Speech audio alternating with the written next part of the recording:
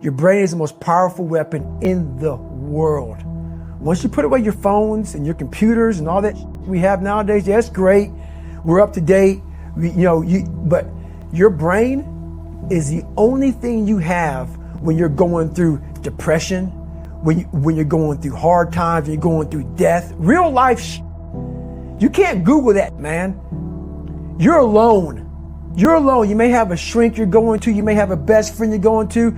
But there's 24 hours in the day where you're alone in this brain. And your brain is talking to you in all kinds of ways. And it wants to control you and pull you in these different pockets.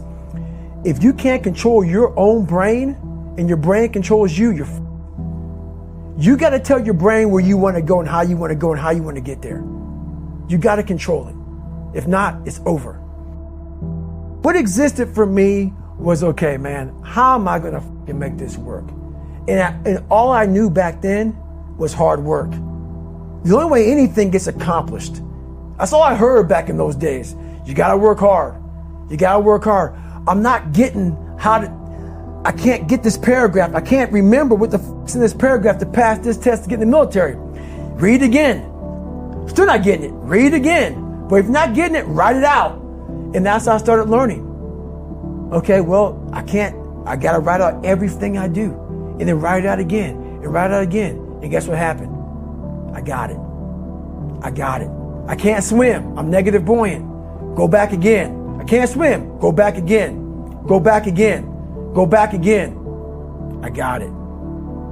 I realized if I keep going back and going back and going back until the just becomes, your mind will say, okay, we're going to figure it out. Because he is not going to stop. It's not like I'm going to try one more time. No, it's just like alarm clock goes off, boop, we're going back. I can't read right, we're going back. I gave myself no way out, and my mind realized that. They said, okay, we're going to adapt and overcome now. Like a lot of people say, trying hard. Your mind knows, man. It knows this guy's bull. Man, this guy's lying. There's no truth behind it. When I was in Navy SEAL training, people go, how were you there for 18 months? The program was only 6 months long. You were in 3 hell weeks in 1 year. No one's ever done that. How did you do that? I talk about the new norm. When I lived in a $7 a month place when I was growing up for a short period of time, I loved it. I didn't know any different. That was my norm. Once we moved out of that place, we moved to a $236 a month place. I was like, I never want to go back to that little piece of shit. But if you go back to that $7 a month place and you realize this is where I live, this is all I got, your mind says, roger that, this is home. So when I was going through Navy SEAL training for 18 months and going back through all the hard parts over and over again, I told myself after the first time, I knew it was going to be a long journey there. My body was breaking down. It was just how it was going on. I said, you know what? This is my new norm. So my mind said, it's like going to work. Like you go to work, you put your suit and tie on. I go into suffering every day.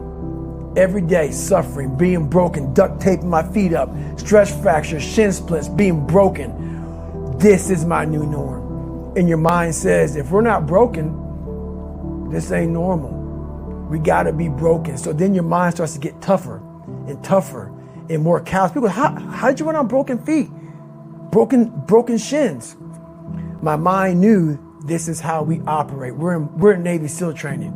This is what we are. I became hell. And that became my new norm. I gave myself no way out. There was nothing outside these walls of hell. Nothing. I love God, but for a short period of time, I became the devil because that was hell. I became the boss, the owner, the CEO of Navy SEAL training. That was my mindset. And that's how you get through things. You immerse yourself in wherever it is, and you become that. You become that and give yourself no way out. When I was 297 pounds and I was fat as hell trying to be a Navy SEAL, the scariest thing in the world to me, even to this day, was that could have been the rest of my life. I thought then I was trying hard. That's the scariest thing in the world. I thought then, 297 pound, working for Ecolab, spraying for cockroaches, making $1,000 a month. I thought that was me at my 100% potential. Come to find out, a few years later, I wasn't anywhere near that. 106 pounds less, graduated Navy SEAL training, went on to do all these other things. Looking back on that, that was me trying hard.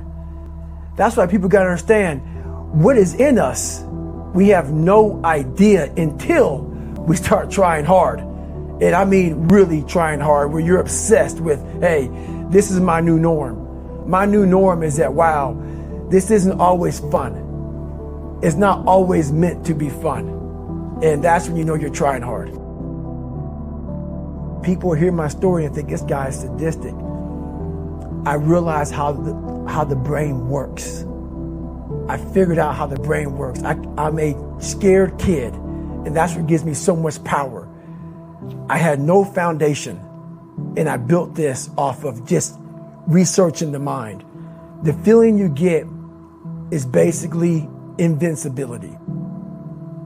You realize that you can't do it all the time. When you need to do it, I know I can go to a place that I can live in. And when you know that you can run on broken legs and you can do certain things that a lot of people can do, but they're not willing to do, this power, this sympathetic nervous system of fight or flight, and you're fighting, it gives you this charge of energy of when you're sitting there at 3:30, 4 o'clock in the morning and you're duct taping your feet up because they're broken, and you're doing it by yourself, and you're going through arguably one of the hardest training in the world. And these guys, most of them are healthy, and you're going through it broken, and you're already at a disadvantage, but you're still there. You can feed into that and tap into that for a lot of power. But if you look at it, well, I'm broken, man. I'm not gonna make it. But if you look at it as, man, I'm broken and I'm still here. And I'm fighting, and I'm gonna find a way to get through this, because I have no other place to go. It gives you a lot of power. When things start to suck really, really bad, my brain and a lot of people's brain, they don't go to your dad beating you up. Your brain says, we gotta get the out of here. This is miserable. So anger goes away a lot of times when you're suffering, because your brain just says, we gotta run, we gotta go. So that anger is not popping up saying, oh, I wanna show them, I wanna show those people. No, there has to be a much deeper, when I say deeper, it has to be down to mineral soil. It has to be down to that nice mineral soil where nothing can burn. You can't burn dirt. So it has to be down that low, that literally is something in you that's at the core of your soul. But you don't find it unless you spend a lot of time with what you want to be in life. I can't give that to you. Right. You can't give it to somebody. When you find your true passion in life, and my passion for me wasn't like, oh, I want to be, I don't give a Navy SEALs, Army, I don't give a shit. I want to serve my country. I want to be someone that I'm proud of. I want to look at myself in the mirror because I was so disappointed. That accountability mirror I talk about, I was so disappointed in what I saw every day. I wanted everybody to love David Goggins. And a lot of people did. I didn't love myself. But I knew a lot of us want to find peace first. So people say, man, you always talk about this suffering and pain and I'm at peace right now because I went through that. Right? You don't find peace first.